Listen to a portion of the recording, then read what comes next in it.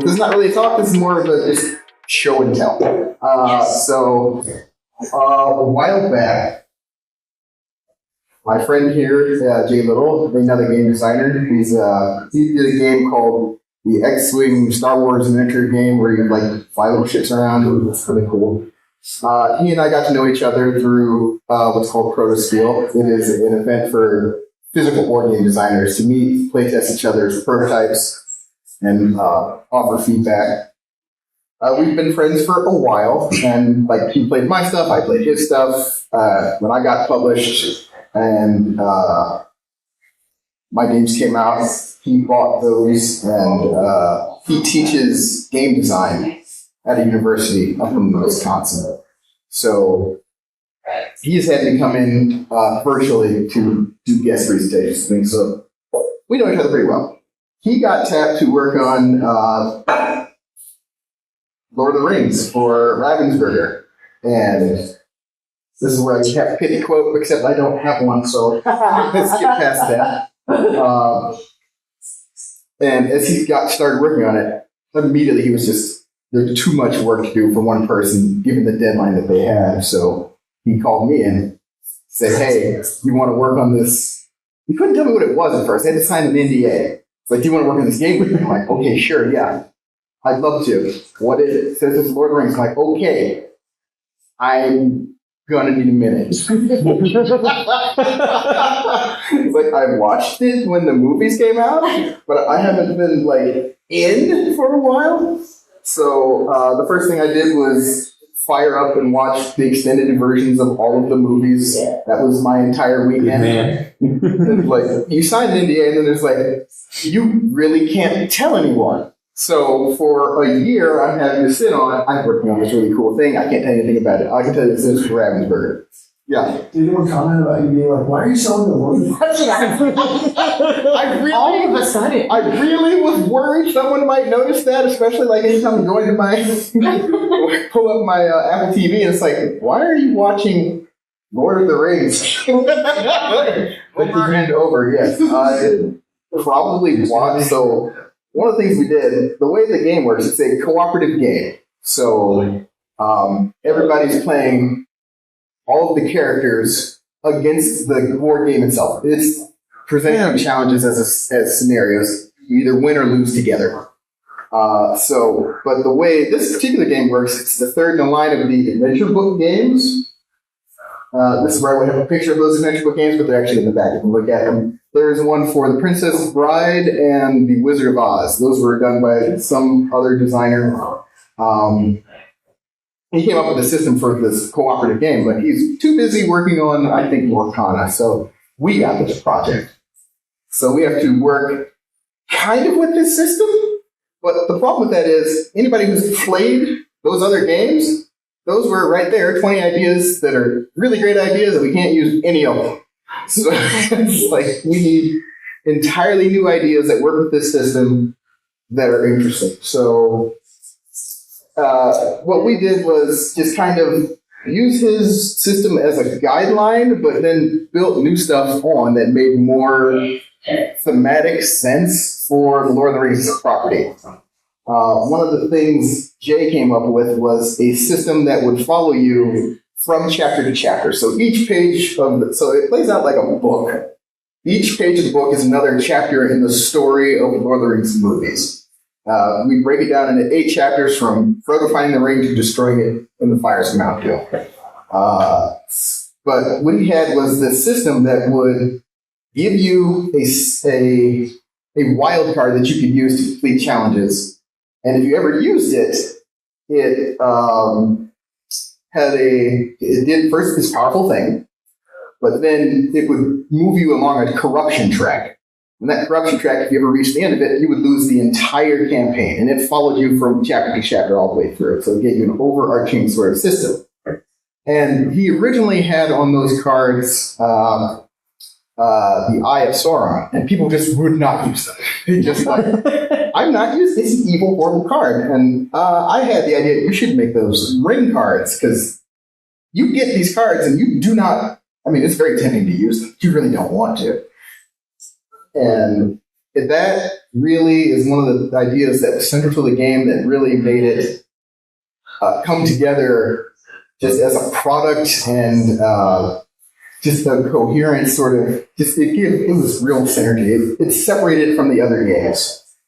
And I liked that a lot. So that was this is the first thing I did for the game, and none of this is in the final. I have so much back there currently mildewing on the table of all of the things that I tried and failed, and but the timelines were very short. So I got brought on at the end of November 2021, and they really wanted all the stuff that Jay and I were doing for the game locked down by March, because they had to get all the artists to do all new fancy stuff that was Lord of the Rings inspired to look like the movies, but they were doing it all like either by hand or electronic. I'm not exactly sure how they're doing it, but it wasn't like, here's a photo, we're going to AI Photoshop or something. No, they were artists creating stuff.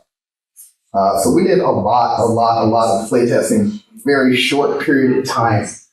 So the way I prefer to do my work is to put it on the table as close to the final product as I can make it, and very quickly.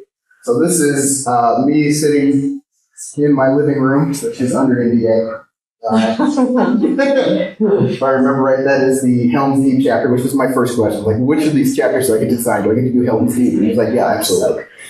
It was one of the ones that he didn't want to do. I also got the finale, which was so hard. So yeah, this is me. I've got little Lord of the Rings figures from the Lord of the Rings Monopoly game that came out when the movies were new. Whatever else I could find. So like I made some cards. They don't have any real graphics on them, but this is just enough for me to play test the mechanics, figure out what is and isn't working, change things, and make a version. So I've got like stickers, I've got pencil, I've got marker. That's kind of it. But I wanted everything to be real size on the table so I can judge. If I'm player 3 and player 1 is doing something, can I see that? Does it make sense? And so I would do all of this work, and like Jay is up in Minnesota or Wisconsin or wherever he's doing. We send a lot of emails back and forth, but we don't really have the opportunity to play test in person together. So we ended up doing a lot of Tabletop Simulator, which I don't have any images of because I was under NDA. But I would take like photos and scans of the things that I've made and put them into Tabletop Simulator so that playtesters just play. So Ravensburger has their own suite of internal playtesters, and they would get my prototypes, my rules, they get everything delivered to them electronically. They would play it and give us feedback. But by the time I got to that point, I knew most of what was going to come back. But we played so many games. We had to hit each chapter just several times. Like, is this hard enough? Is it too hard? Does this make sense? Is this fun? Is this thematic? There were just a lot of revisions and milestones for every single part of the game. And like I was responsible for chapter 4, chapter 6, chapter 8, and a lot of the overall how the game works as a unit. And we were just having a great time just trying to remember which beats from the movies people were going to most want to replicate and how to make that come alive on the table. Chapter 4 is probably the easiest for me to get together. Chapter 8 was by far the hardest because when you're wrapping up, so basically if you play the game from beginning to end, all 8 chapters, it's going to take you about 3 hours. And you want that last chapter to be challenging, but fulfilling. You want to walk away like, yeah, we did a thing. It's like if you're destroying the ring and you've been playing for 3 hours, you really want to stand up and cheer moment, and you don't want this is fun. I need to sell this. So, spent a lot of time on Chapter 8. I probably have 4 different versions of Chapter 8 that do not work. Send them back. This is, I think, Chapter 4, but more just playtesting. This is sparks from Lord of the Rings Confrontation. It's kind of got a strategic sort of thing going on. I cannibalized a lot of things to try to get the game on the table to make sense. Eventually, this got released. It went to Target stores first, and that was the only place you could buy it for a while. There would be a picture of me holding it in Target, except I could not find it on my phone. I know it's in there somewhere. But a lot of what the reviewers have said is they understood what we were trying to do, and they think we were largely successful, which was good for us, because there are a lot of Lord of the Rings games, and it's very hard to compete. Like, one of my design heroes made what is one of the Lord of the Rings games, even cooperative. It's been around for I think they had a 10th anniversary edition before we started working on this one, so I don't even think I have any more slides. That's the end of my slides, but I have lots of practical stuff in the back I can just show you. Yeah, I'll also take questions. Awesome. Yeah. When you were talking about like that, a person on this side of the table can see that the other person is doing a thing. Mm-hmm. So like in my head, like a game has to be fun, even if it's just like cheesy tokens, dice, and like playing cards. Absolutely. But like when you were saying that, it sounded like that started mattering what elements you're using to. Oh, absolutely. I don't know if you can like talk about that or like. But like, how does it come off? There's like somewhere in between, you know, like it's like it's not the mechanism, but it's like visually. Even if the game plays wonderfully, one of the things that bothers me when I'm playing a published game is if someone on the other side of the table has a really cool ability they're activating, but it's written on a card and the text is this big. There's no way I'm on the other side of the table can plan for that to happen. I can't come up with a strategy to counteract it if I don't know the nature of what he's going to do. And it makes the game unfair and unfun if I'm just going, well, I'm glad you're having fun playing whatever that card is. So, like, for me, the design of the game has to be completely holistic. So it doesn't have, I don't need perfect information, but I need to feel like it was fair.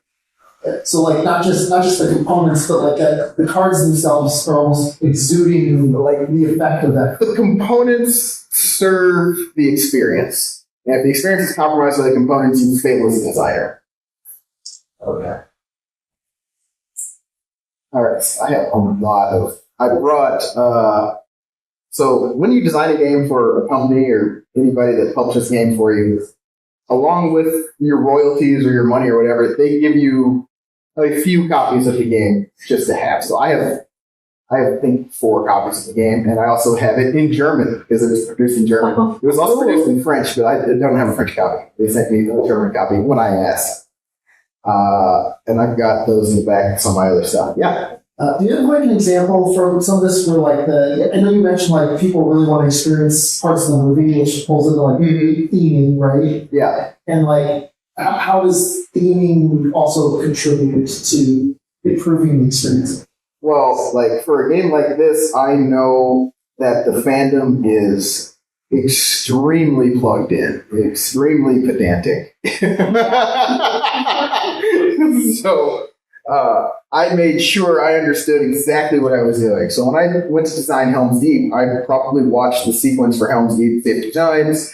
I went online. There was I stopped when I got to the VR simulation of invading Helm's Deep yourself. So I'm putting on the VR headset, I'm like, this is too far. But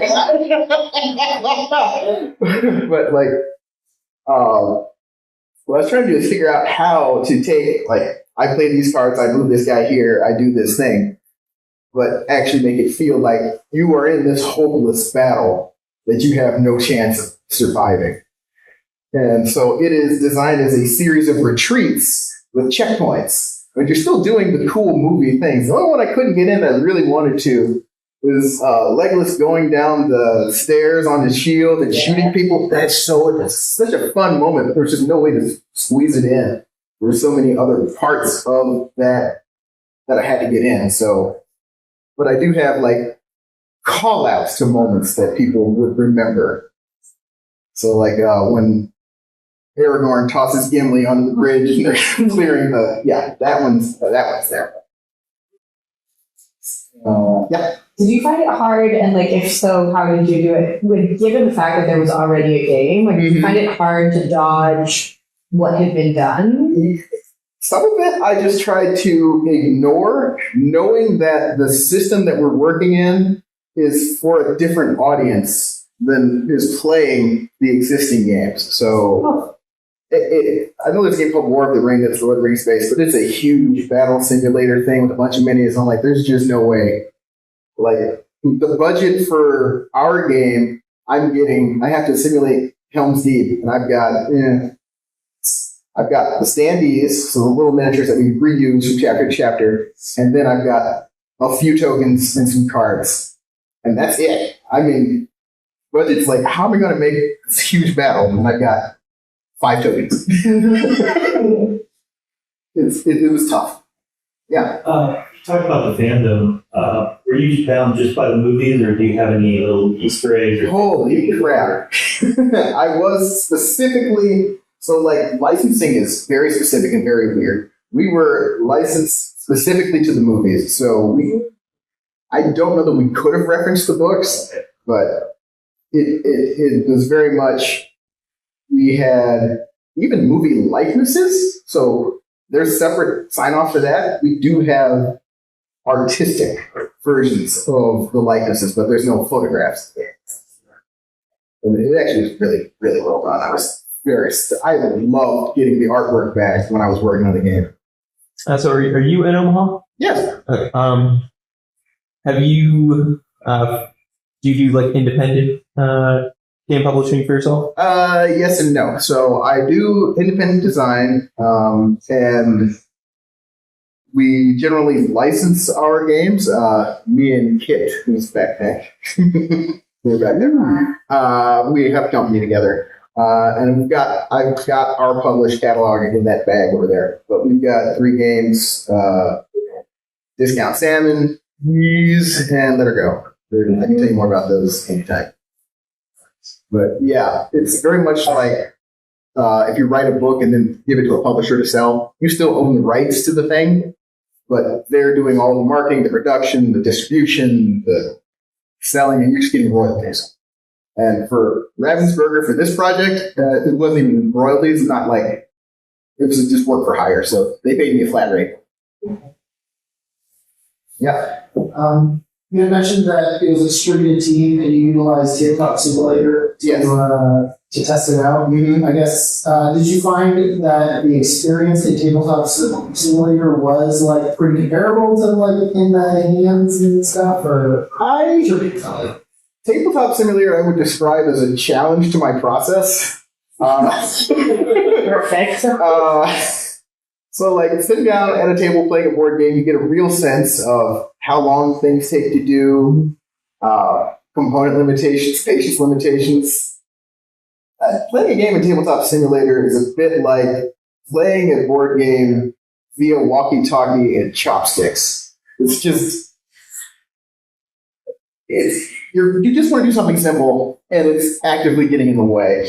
And worse than that is giving you a false idea of what you can do on the table. So there's just like small things. Like, I'm going to shuffle these 5 decks of cards. Well, Tabletop Simulator, you hover over it, you hit R, and then you move to the next one, you hit R, and you're done. You shuffle 5 decks of cards in a game, people are going to be like, when are we starting? Plus, and even with those conveniences, it still takes twice as long to play a Tabletop Simulator as it does on a table. Simple stuff is not simple. That was my experience trying to play chess. Like, Tabletop Simulator does very few things for you, but it's very much manipulate this object with a mouse. But it'd be like playing a board game. Alright, so other questions? Do you want to see all the cool stuff in the bags? Oh, see the game. I'm sorry, the actual game is in the bag. Hey.